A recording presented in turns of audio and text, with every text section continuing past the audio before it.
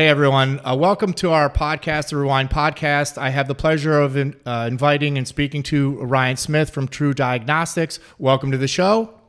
Yeah, thanks, Brian. It's good to be back. Listen, great to have you. Are you ready to give a lesson 101 on epigenetic testing? Yeah, try my best. It's a complex topic, but really exciting application. So we'll try and break it down. Awesome. So listen, can you give us a quick high level, what is an epigenetic test? What's the purpose? And we'll start from there. Yeah, certainly. And first and foremost, I hope people can get excited about this because it's sort of a new level of I would say diagnostics, a new level of data that we can get from our body. The way I typically explain epigenetics is this idea that, every single cell in our body has the exact same DNA. So if we were to get a saliva sample or a hair sample, we'd see this exact same sequence for you that is really, really unique to you and it can tell you what your body is meant to do. But obviously those cell types have very different outcomes, right? Our skin cells behave like skin cells while our heart cells behave like heart cells. And the way that they're able to have the same DNA, but to have different essentially actions within the body is by what DNA is actually turned on and turned off. And the way that those DNA is regulated is by epigenetic regulation. So epigenetics is essentially those on or off switches for the DNA, which allow our cells to behave the way that they should, to act the way they should, and ultimately give our body the outcomes and phenotypes that make us who we are.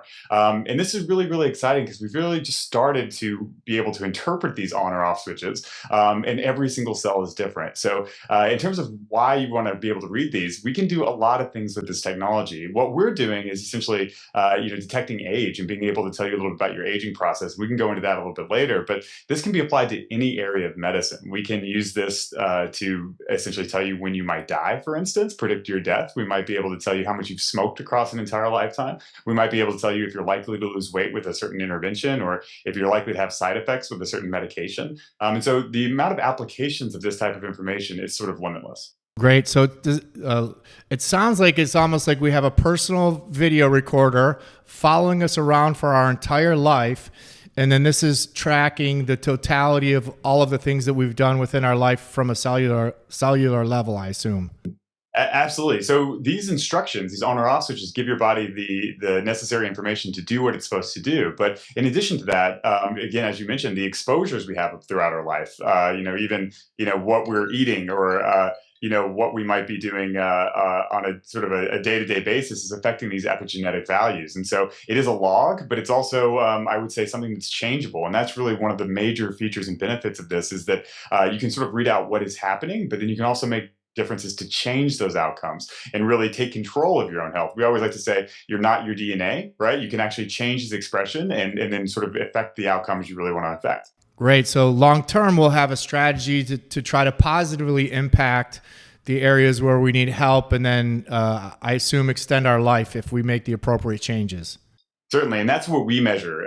Ultimately, is this idea of measuring your biological age or how old your body is, and that can be helpful in a lot of ways because aging is the biggest risk factor for almost all chronic disease and death. And so, it's definitely something we want to quantify so we can make the proper changes, make you younger, and then reduce your risk of every chronic disease. But you can do this even, for instance, with smoking. Whenever you smoke, you can actually change epigenetic regulation of certain places in your DNA. And obviously, we know smoking is not good for you. And one of the things we want to do is change that location of methylation. And so you can apply this for a lot of ways to improve health, everything from improving fitness to improving your IQ and mental processing speeds to improving your longevity, which is ultimately what we're measuring and applying this for. Perfect. Listen, thanks for joining us, and we'll catch you on another one.